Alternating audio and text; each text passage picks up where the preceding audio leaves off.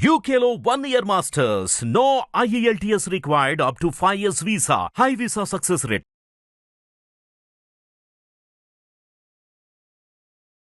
శరన్నవరాత్రులలో రెండవ రోజున శ్రీ బాలా త్రిపుర సుందరీ దేవిగా అమ్మవారిని అలంకరిస్తారు. ఆదిపరాశక్తి దుర్గామాత మనకు బాలా త్రిపుర సుందరి మాతగా దర్శనమిస్తుంది. అరుణ కిరణ జాలైరంచితాశావకాశ విధృత జపతటీకా పుస్తకాభీతి హస్త ఇతర కరవరాఢ్యా ఫుల్ల కల్హార సంస్థ నివసతు హృది బాల నిత్య కళ్యాణశీల. అనవరతము కూడా కళ్యాణ స్వరూపిణి అయినటువంటి బాలా మహాదేవి, బాలా త్రిపుర సుందరీ దేవి మనందరినీ కూడా రక్షించుగాక అని మనం ప్రార్థించాలి. అసలు ఈ శ్లోకంలోనే, ఈ ప్రార్థనా శ్లోకంలోనే బాలా తత్వం మొత్తం ఇమిడి ఉంది. బాలా అమ్మవారి తత్వాన్ని, అమ్మ ఎలా ఉంటుంది అన్నది మనకి ఇక్కడ చూపించారు. శ్రీ బాలా త్రిపుర సుందరీ దేవి, ఆవిడ త్రిపురములలోనూ కూడా సౌందర్యంతో ప్రకాశించే తల్లి. త్రిపురములు అనంటే జాగ్రత్త స్వప్న సుషుప్తి అనేవి కూడా పురములే.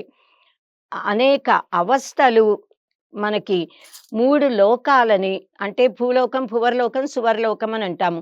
భూలోకము, పాతాళము, స్వర్గము, ఇలా 3తో చెప్పబడే అన్నింటిలో కూడా ప్రకాశించే తల్లి అమ్మవారే. ఈ జగన్మాత బాలా త్రిపుర సుందరీ దేవి అరుణ కాంతులతో ప్రకాశిస్తూ ఉంటుంది. అరుణాం కరుణా తరంగితాక్షిం లాగా ఈ తల్లిలో నుంచి బహిర్గతమవుతున్నటువంటి అరుణ కాంతులు అంటే అమ్మవారి యొక్క అవ్యాజమైన ప్రేమ. ఆ ప్రేమ శాశ్వతమైనటువంటి ప్రేమ తత్వము. ఆ తత్వము విశ్వమందంతటా వ్యాపించి అందరి హృదయాలకు ఆనందాన్ని కలిగిస్తుంది. అరుణవర్ణము రాగానికి ప్రేమకు ప్రతీక అని మనం చెప్పుకున్నాం కదా.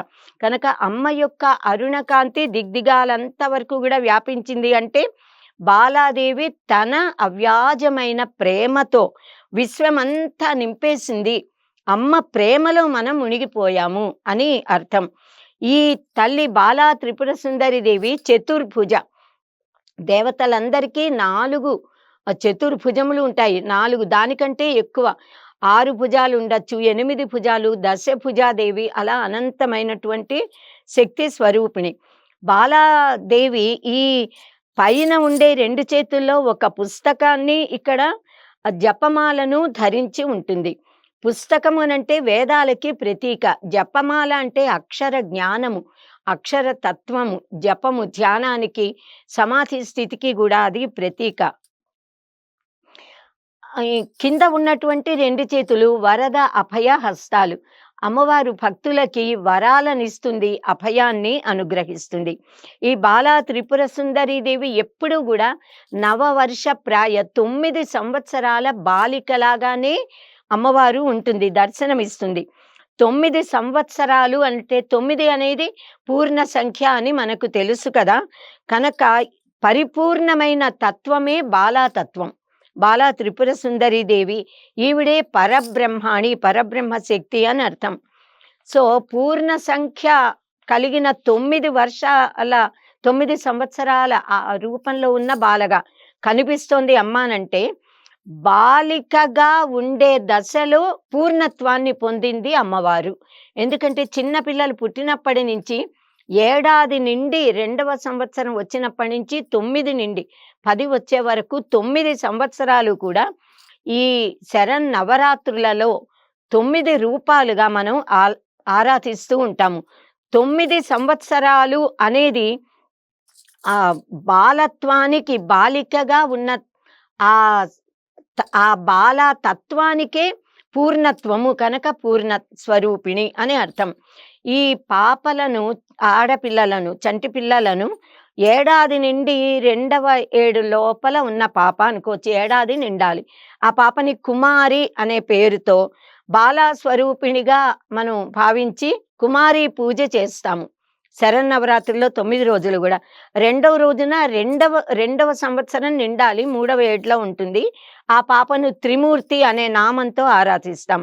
అలాగే 3వ రోజున 3 సంవత్సరాలు నిండి 4వ ఏటలో అడుగు పెడుతుంది.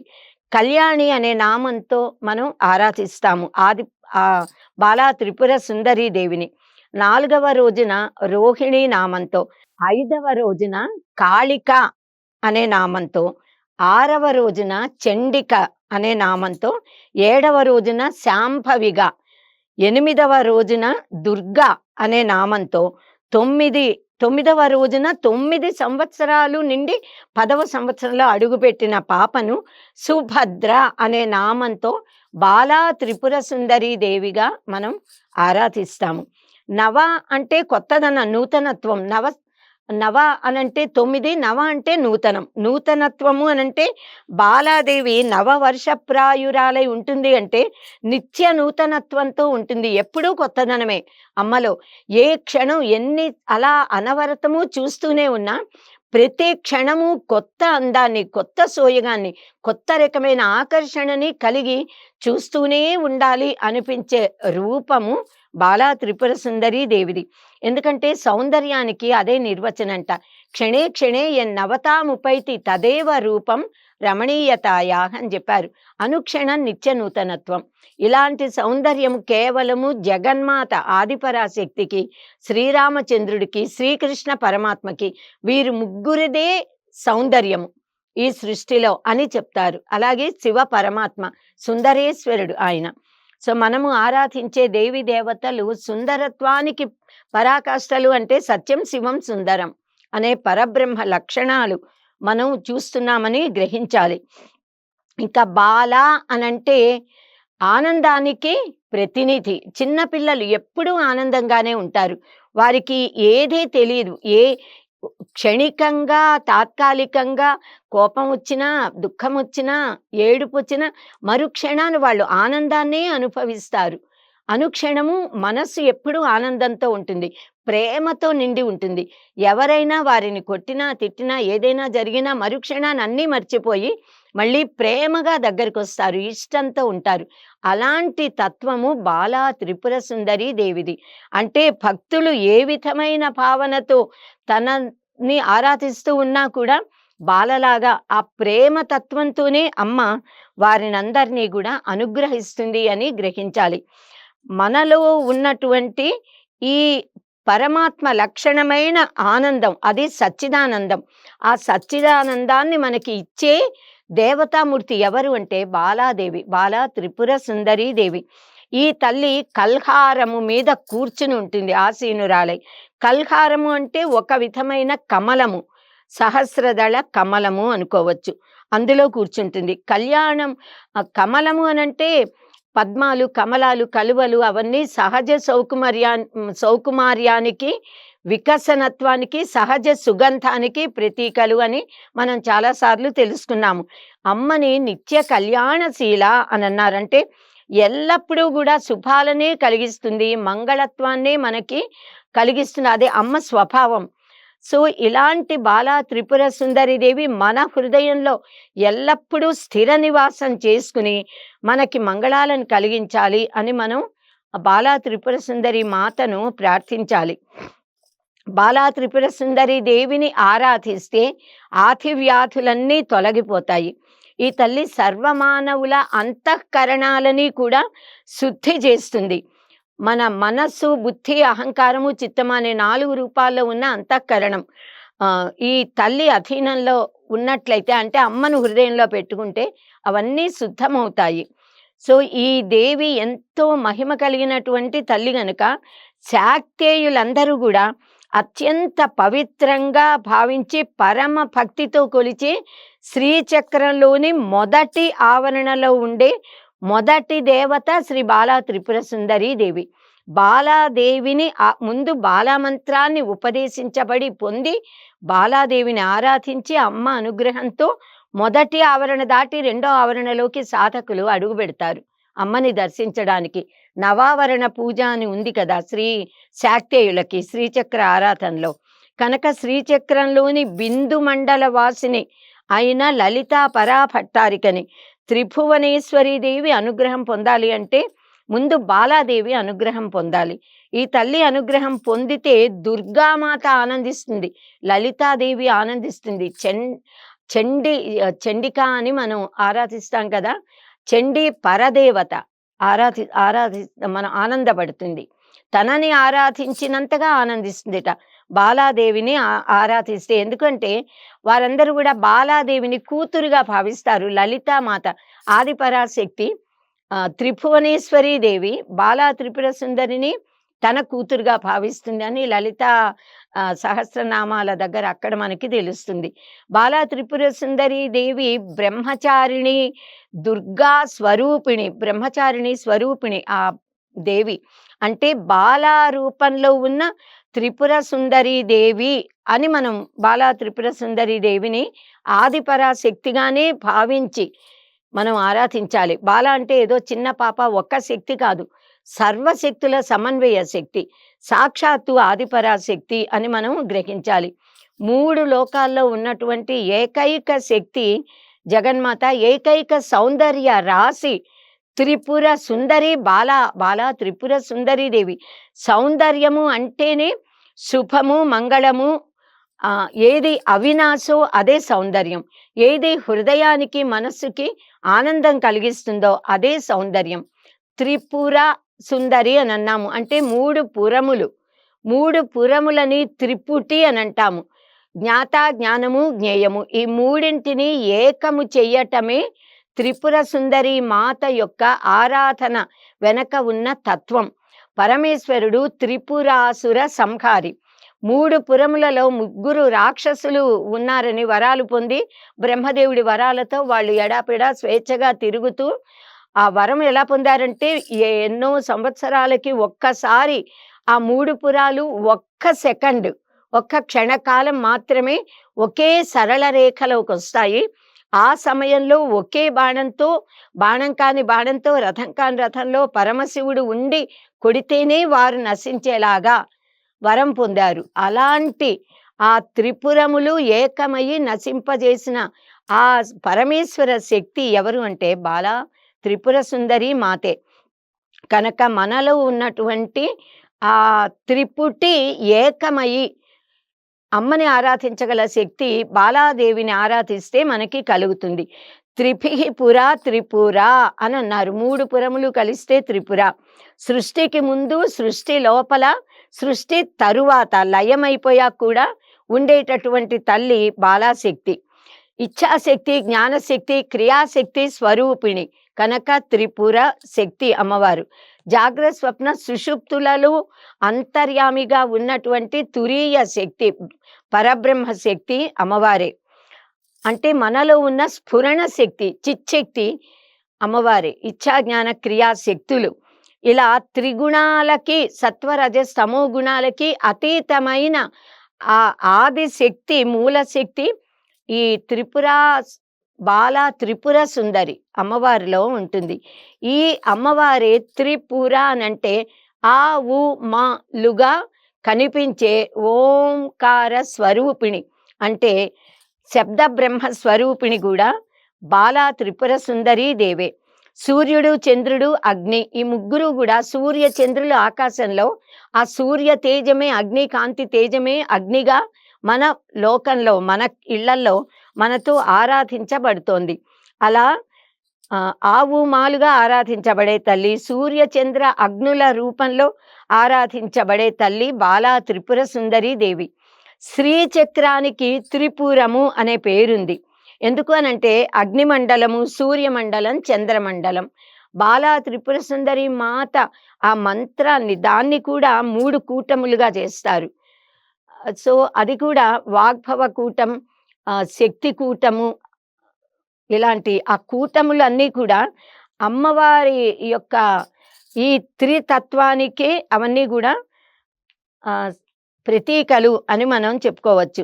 ఇలా అగ్నిమండల, సూర్యమండల, చంద్రమండల రూపాలలో ఆరాధించబడే శ్రీచక్రంలో బిందు స్థానంలో స్థితురాలై ఉన్న లలితా పరాశక్తి ఆవిడే బాలా త్రిపుర సుందరీ శక్తి. కనుక మన స్థూల రూపం, సూక్ష్మ రూపము, మన కారణ శరీరం వాటికి అతీతమైన పరరూపము కూడా బాలా శక్తి స్వరూపిణే బాలాదేవి. కనుక సూక్ష్మ రూపం మనం స్థూల రూపంలో, విగ్రహ రూపంలో పటాలుగా శక్తిని ఆరాధిస్తాము. సూక్ష్మ రూపము అంటే శబ్దాకృతి, మంత్రాకృతి, మంత్ర జప రూపంలో ఆరాధిస్తాము. శబ్దము పలకగానే రూపం మనకి స్ఫురిస్తుంది. బాలాదేవి అనగానే ఆ కల్హారంలో కూర్చుని ఉన్నటువంటి తల్లి మన కళ్ళ ముందు గోచరించి నవవర్షప్రాయంగా దర్శనమిస్తుంది. కనుక ఇలాంటి బాలా త్రిపుర సుందరీదేవి ఆవిర్భావాన్ని గురించి బ్రహ్మాండ పురాణంలో చెప్పారు. చాలా పురాణంలో చెప్పారు. మనకి బ్రహ్మాండ పురాణంలో శ్రీ లలిత సహస్ర రహస్య సహస్ర నామాలలో కూడా మనకి కనిపిస్తుంది. ఖండపుత్ర వధోద్యుక్త బాలా విక్రమనందిత. ఖండపుత్రులని సంహరించిన బాలాదేవి యొక్క పరాక్రమానికి అమ్మవారు అంటే లలిత పరాభట్టారిక ఆనందించిందిట. సో ఆమె సైన్యం అందరూ కూడా యుద్ధం చేస్తున్నారట రాక్షసులతో అన్నమాట. అప్పుడు అమ్మవారు తన పక్కనే ఉన్న ఈ బాలాదేవిని తన ఒడిలో కూర్చోబెట్టుకుని ఉందిట. ఈ పాప అమ్మవారి ఒడిలో కూర్చుని ఆడుకుంటోందిట. అప్పుడు శ్యామలాదేవి, వారాహిదేవి వీరిద్దరూ మంత్రిని తర్వాత దండనాథ పదవులు నిర్వహిస్తున్నటువంటి మాతలు. వాళ్ళందరూ యుద్ధం ఎలా జరుగుతోందో అవన్నీ చెప్తూ ఉంటే బాలాదేవి అమ్మ ఒళ్ళో కూర్చుని వింటోందిట. వీరిద్దరు కూడా శ్యామలాదేవి, మంత్రినీదేవి, దండనాథదేవి వీళ్ళుట యుద్ధ విశేషాలు చెప్తూ భండాసురుడి పుత్రులు వారు ఎంత పరమ దుర్మార్గులో, ఎలాంటి అధార్మికమైన పనులని చేస్తున్నారో అవన్నీ అమ్మవారికి వివరిస్తున్నారట. అంటే ఆ భండాసుర పుత్రులు అనంటే అవన్నీ అవిద్యా వృత్తులు, అవిద్యా కామ కోరికలు, క్రోధాలు, వాటి నుంచి వచ్చినటువంటి వృత్తులు, వాటినే మనం గ్రహించాలి. అవిద్య, అస్మిత, రాగం, ద్వేషం, కామము, అహం, మమ, క్రోధము అని అంటాము. అవన్నీ ఆ రాక్షస కుమారులుగా మనం భావన చేయాలి. సో 9 సంవత్సరాల వయసులో ఉన్న ఈ బాలాదేవిట నేను యుద్ధానికి వెళతాను, నేను ఆ భండపుత్రులని సంహరిస్తాను అని అమ్మని అడిగిందిట లలితా పరాభట్టారికని. సరే, అప్పుడు లలితాదేవి సరే అలాగే అని చెప్పి తన శ్రీచక్రంలో నుంచి కర్ణి అనే రథాన్ని పుట్టించిందిట. ఆ చిన్న రథాన్ని 100 హంసలు లాగుతున్నాయిట. అందులో సైన్యంతో వెనకాల పరివేష్టించబడి బాలా త్రిపుర సుందరీదేవి హంసలతో లాగబడి కర్ణి అనే రథంలో ఎక్కి యుద్ధానికి బయలుదేరి వెళ్ళి ఆ భండపుత్రులందరినీ సంహరించేసిందిట. అప్పుడు అమ్మవారి ఈ విలాసానికి ఆ మాతృమూర్తి లలితా పరాభట్టారిక చాలా ఆనందించిందిట. అంటే బాలాశక్తి పూర్ణ శక్తి, బాలా ఉపాసన కూడా పూర్ణ ఉపాసన. ఈ తల్లి సాక్షాత్తుగా పరబ్రహ్మ స్వరూపిణి. కనుక బాలాశక్తి ఆరాధన అనంటే మనలో ఉన్న ప్రాణశక్తి ఆరాధన అని కూడా చెప్పచ్చు. ఎందుకంటే 100 హంసలు లాగుతున్న బండిలో అమ్మవారు కూర్చుందిట. హంసలు అనంటే ఉచ్ఛ్వాస నిశ్వాసలు. యోగపరంగా చెప్పేటప్పుడు యోగులందరూ కూడా పరమహంస పరివ్రాజకులు అని అంటూ ఉంటాము. పరమహంసలు ఆ పరమాత్మ సన్నిధిలో విలాసంగా దైవనామ స్తోత్రాలు చేస్తూ ఉంటారు. హంస జపము అని అంటాము. హంస గాయత్రి కూడా ఉంది. కనుక హంసల రథం మీద వెళ్ళిందంటే ఉచ్ఛ్వాస నిశ్వాస రూపంలో మనలో ఉన్న చిచ్చక్తి, ప్రాణశక్తి, ఆ వాయుశక్తి ఈ బాలా త్రిపుర సుందరీదేవి అని మనం గ్రహించాలి. జపంలో కూడా గట్టిగా పైకి నామ స్మరణ చేయడం ఒకటి, ఉపాంశువుగా పెదవులు కదులుతూ శబ్దం వినిపించకుండా జపం చేయటం, అస్సలు పెదవులు కదపక మనిషిలో ఏ చలనం కదలిక లేక ఏకాగ్రతతో కూర్చుని మనస్సుతో మాత్రమే జపించడం మానసిక జపం. ఈ 3 రకాల జపాలలోకి కూడా మానసిక జపము పరమ ఉత్కృష్టమైంది అని చెప్తాము. దీన్ని సగర్భ జపము అని అంటాము. శ్వాసతో పాటు నామజపం చేయడం అంటే గాలి తీసుకుంటున్నప్పుడు, గాలి వదిలేటప్పుడు ఉచ్ఛ్వాస నిశ్వాసల కదలిక సమయంలో మనం ఆ నామాన్ని జపించాలి. మన ఊపిరి మంత్రము అమ్మవారి యొక్క నామము ఏకమవ్వాలి. అది సగర్భ జపము అని అంటారు. సో అలా శ్వాసతో అమ్మవారి మంత్రాన్ని జపిస్తూ బాలామాతను ఉపాసిస్తారు భక్తులందరూ కూడా. ఈ బాలామంత్రంలో సిద్ధి పొందినటువంటి వారికి పంచదశాక్షరి మహామంత్ర ఉపదేశాన్ని ఇస్తారు గురువులు.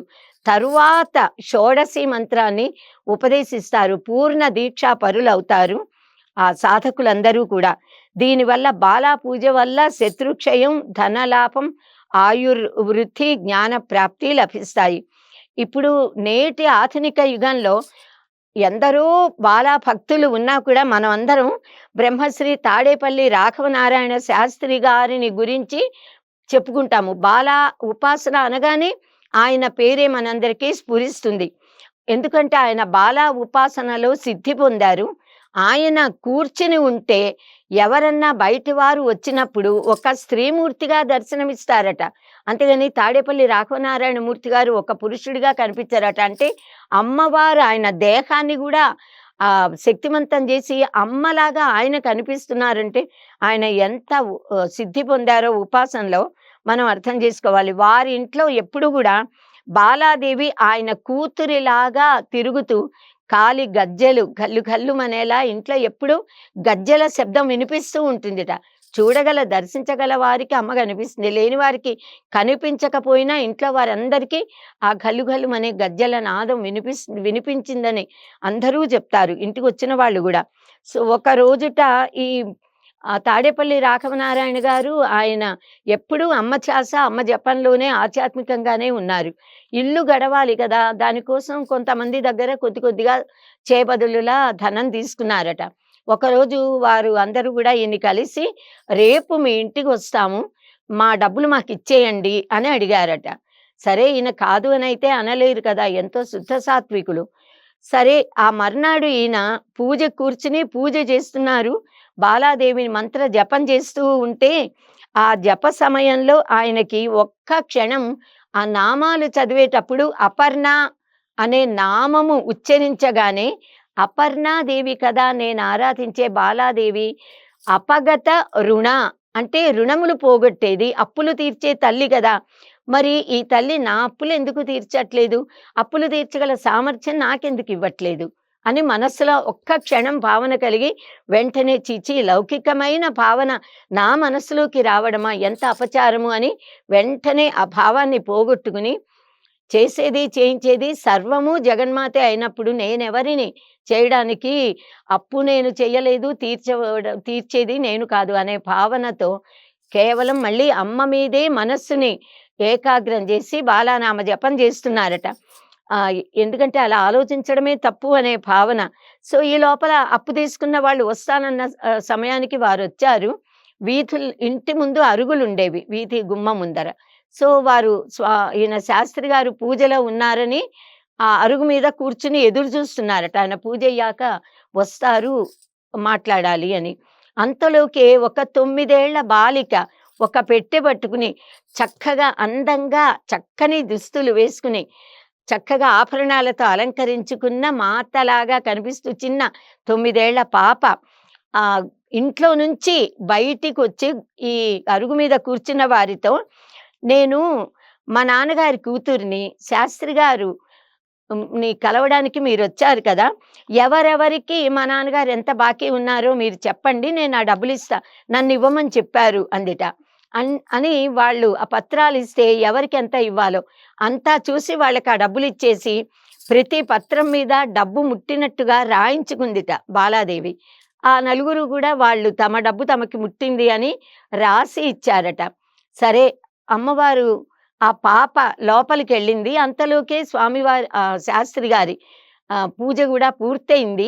ఆయన బయటకు వచ్చారట. బయటకు వస్తే వీళ్ళు నలుగురు కూర్చుంటే వాళ్ళకి నమస్కరించబోతూ ఉంటే వాళ్ళే నమస్కరించి, మీ పాప మా అప్పులన్నీ తీర్చేసింది, మీరు మాట నిలబెట్టుకుని మాకివాళ డబ్బంతా ఇచ్చినందుకు చాలా ఆనందంగా ఉందన్నారట. అదేమిటి, నా కూతురా? ఆయనకు అసలు 9 ఏళ్ల కూతురు లేదు.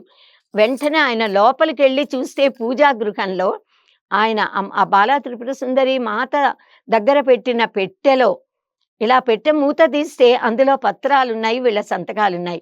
ఆశ్చర్యపోయి ఆనందం, తన్మయత్వం ఈ అన్ని రకాల భావాలతో కన్నీరు కారిపోతూ ఉండగా, "అమ్మా! నాకు దర్శనం ఇవ్వకుండా వారందరూ నీ పరమ భక్తులా, వారికి దర్శనం ఇచ్చావా? వారెంత అదృష్టవంతులు" అని గబగబా వచ్చి, "మీరందరూ ఎంత అదృష్టవంతులు. నేనివ్వలేదు డబ్బు. ఆ బాలా త్రిపుర సుందరి దేవి ఇచ్చిందనగానే" వారందరూ గూడా ఈయన భక్తికి తన్మయత్వం చెంది ఆశ్చర్యపోయారట. అలాంటిదే చాలా సంఘటనలు ఆయన జీవితంలో జరిగాయి. ఒకసారి పూర్వకాలంలో అందరూ గాజుల మలారంలు ఇంటికొచ్చేవాళ్ళు. గాజులు వేయించుకుని, మనం ఆ గాజుల మలారంకి వేసిన వారికి నమస్కరించడం మన సంప్రదాయం. మనందరం చిన్నప్పుడు అలా వేయించుకున్న వాళ్ళమే. ఇప్పుడు షాపులకెళ్తున్నాము. ఒకసారి ఈ బ్రహ్మశ్రీ తాడేపల్లి రాఘవనారాయణ శాస్త్రి గారి ఇంటికి కూడా ఇంటి ఆడవారికి గాజులు వేయడానికి గాజుల మలారం అతను వచ్చాడు. గాజులు చూపించి అందరికీ గాజులిచ్చారట. తర్వాత శాస్త్రి గారు డబ్బులివ్వడానికి వస్తే, ఈ తీసుకున్న వారికి డబ్బులిస్తుంటే ఒక 9 ఏళ్ల పాప గూడా గాజులు తీసుకుంది. "ఆ డబ్బులు గూడా ఇవ్వండి" అని అడిగాడట అతను.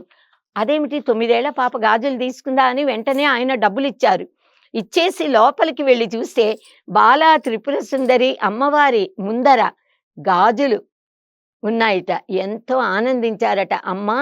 నువ్వు గాజులు ఇప్పించుకున్నావా నా చేత, నా జన్మ ధన్యమైంది" అని ఆనందించారట. అది బాలా త్రిపుర సుందరి దేవి యొక్క అనుగ్రహము, మహిమ. కరోతు సా నః శుభహేతురీశ్వరి శుభాని భద్రాణ్యభిహంతు చాపదః అభిహంతు చ ఆపదః. మన ఆపదలన్నిటినీ పోగొట్టి, అజ్ఞానాన్ని పోగొట్టి, దుర్గుణాలను పోగొట్టి, సత్వగుణాన్ని వృద్ధిపరిచి, శుద్ధ సత్వగుణాన్ని అనుగ్రహించి బాలా త్రిపుర సుందరి దేవి మనందరినీ రక్షించుగాక. స్వస్తి.